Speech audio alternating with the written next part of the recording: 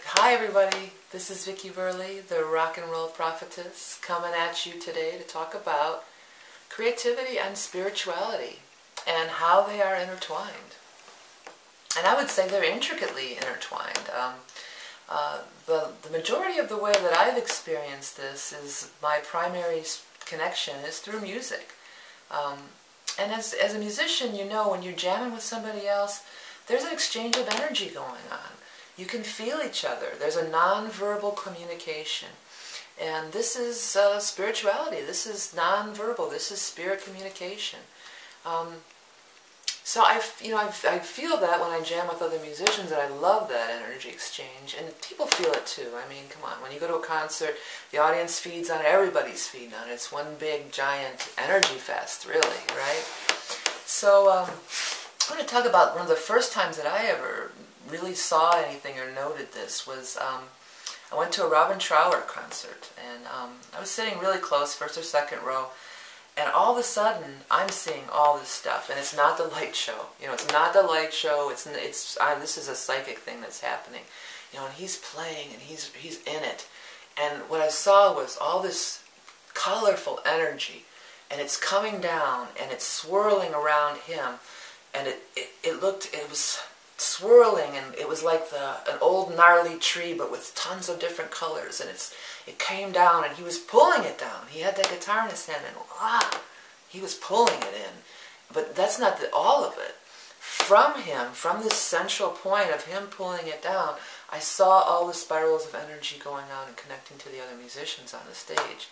And I'm sitting there, freaking out, and no, of course nobody else saw it, and of course, you know, everybody's like, oh, what were you on? I wasn't on anything. I mean, I may have smoked a little weed and I had a drink or two, but I was not hallucinating. I was psychically getting this, you know, it was a psychic thing.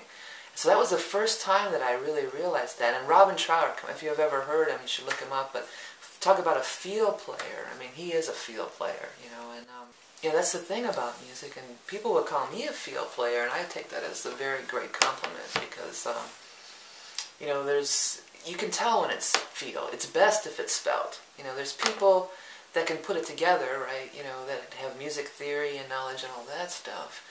But maybe their songs, that's what they feel like. You know, they feel like they've been constructed and not it's channeling music, you know.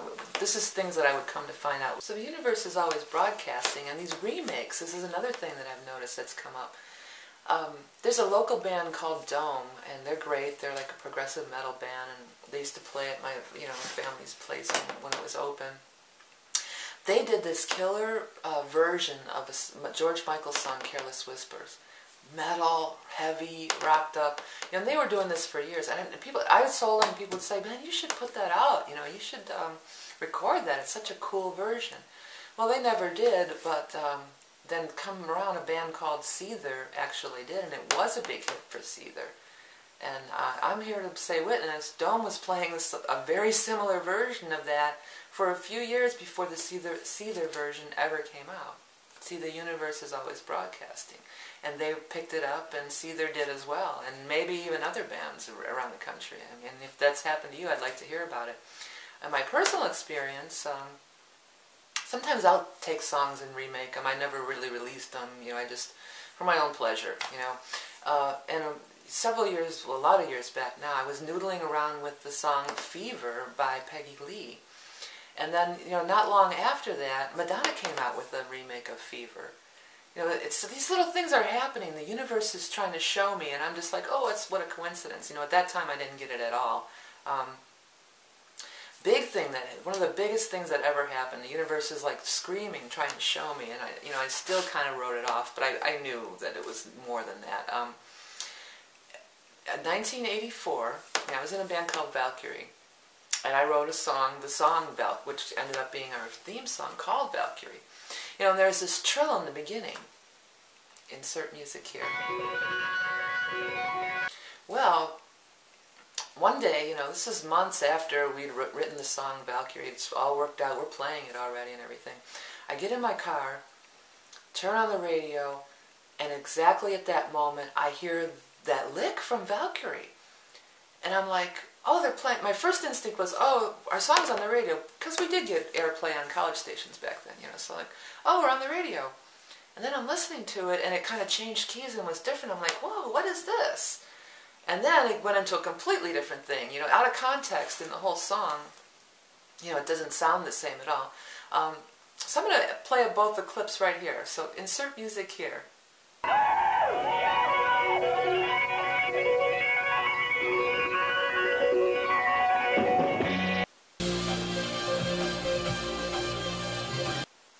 So, of course, what I found out later was that it was the song Jump by Van Halen, which was a huge hit.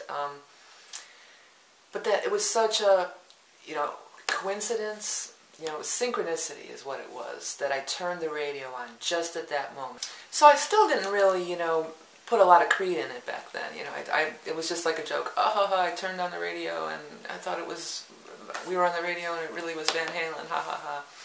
Well, that wasn't the end of it. A little while later, I'm reading an article about Eddie Van Halen, you know, an interview with Eddie Van Halen, and he's talking about when they were in the studio recording that album, 1984, and I did the math, and I was writing Valkyrie right around that same time. Or although we could get really deep into it and say, well, time doesn't matter either, but I think the universe presented it that way, so that I would see that it was written right around the same time. And in that same article, he says, yeah, I do my best writing late at night in the middle of the night.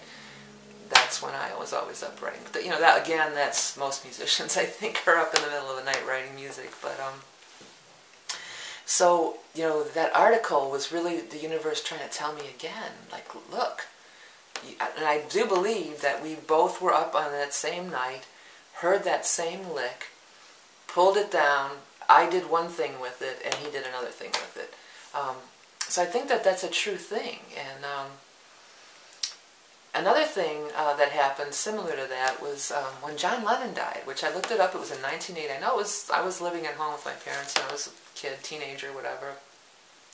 Right after that, I was writing music like crazy. You know, it was just, and I felt that it was connected to John Lennon, but I was like, you know, why would John Lennon be contacting me? Get over yourself, you know, get over yourself. John Lennon's not contacting you, you know, get over it. And then I read years later that lots of musicians felt that. And so what I think that in that case what it was John Lennon's just, you know, his energy was just so strong, or maybe he came through some musical portal. I mean, I don't even have that figured out for sure, but I do know that it was John Lennon. And, you know, his energy or his essence, somehow that I was feeling that.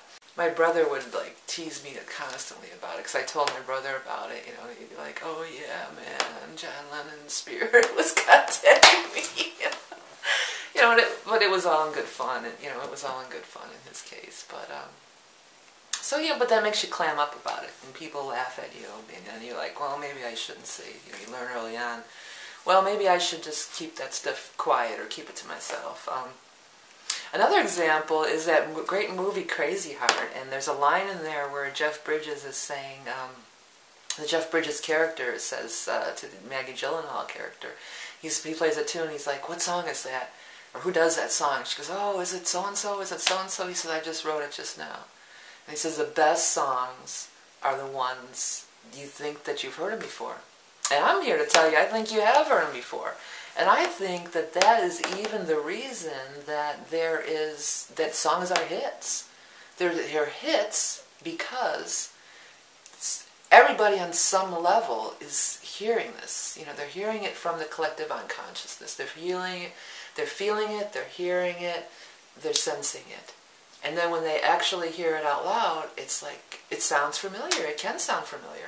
This creative broadcast from the universe, I feel like it's not just limited to music by any means. You know, I've even experienced it in other ways. But, you know, that's why there's a race to the patent office. It's even inventions. You know, the universe is always broadcasting. It's bringing this stuff, putting the stuff out there, and we just have to tune in and pick it up, you know. Everything from fashion trends to art movements to writers. I mean, I recently heard something that Toni Morrison said, something like, pipe down, I'm writing this book, to one of the characters that was, you know, talking in her head. J.K. Rowling, you know, one of the greatest authors of our time. You know, she says that Harry Potter just came to her in its entirety on a train ride, you know, and she also said that she could still go on, that those characters are still talking, or she said something similar to that about how they're still talking to her, or they're still around her.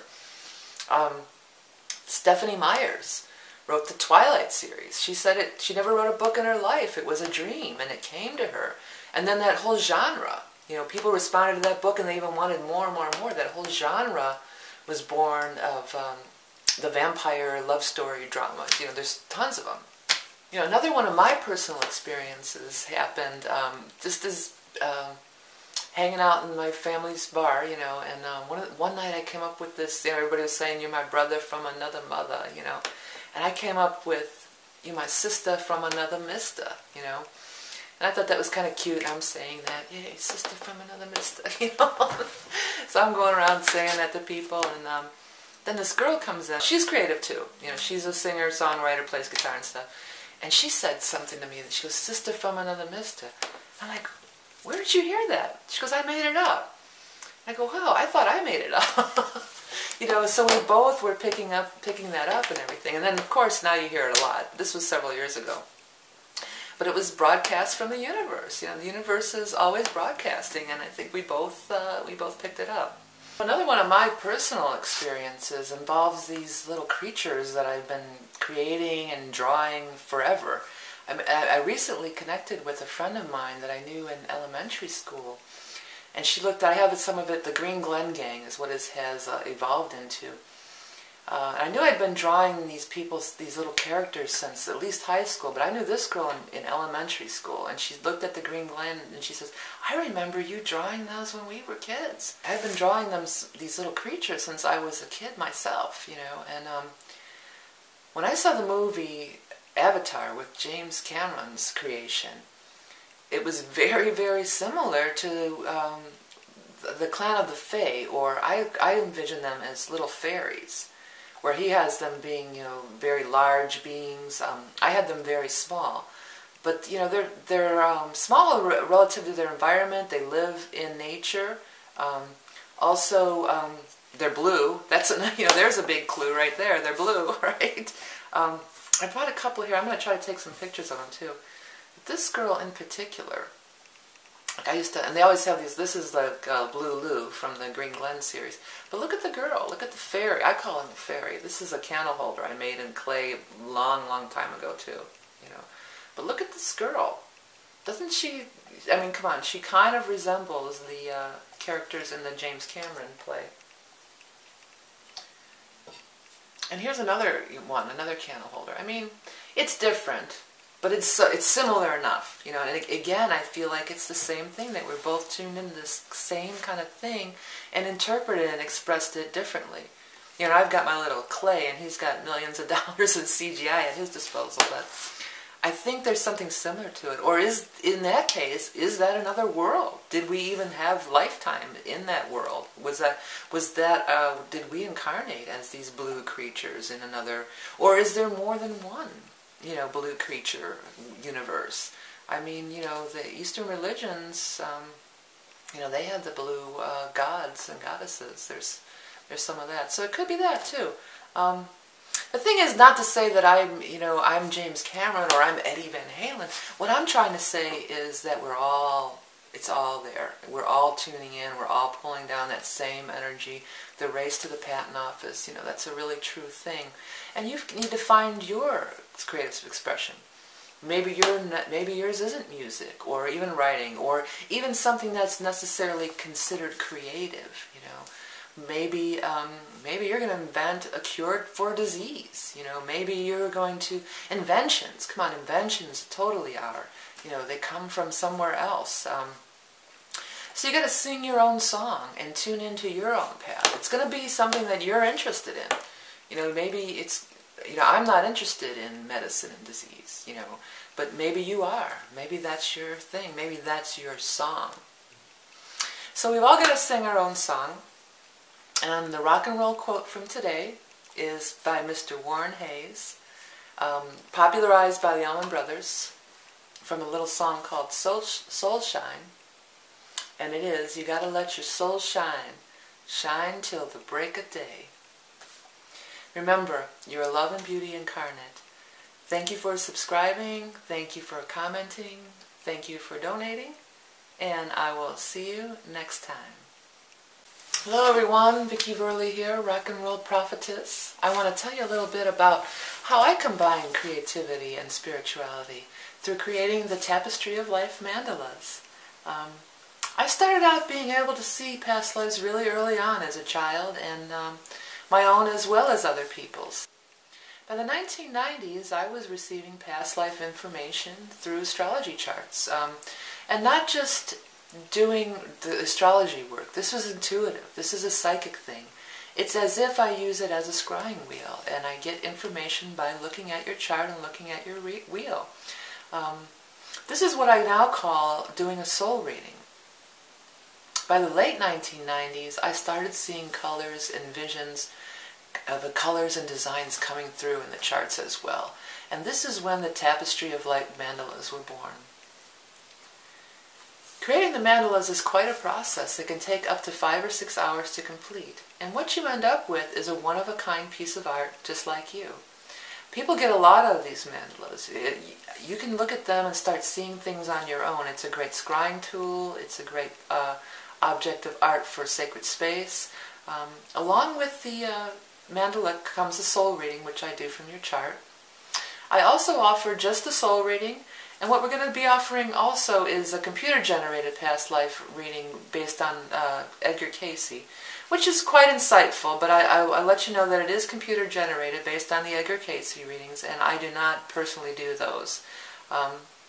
So go to the site www.tapestryoflifemandalas.com to learn more. And remember, you are love and beauty incarnate.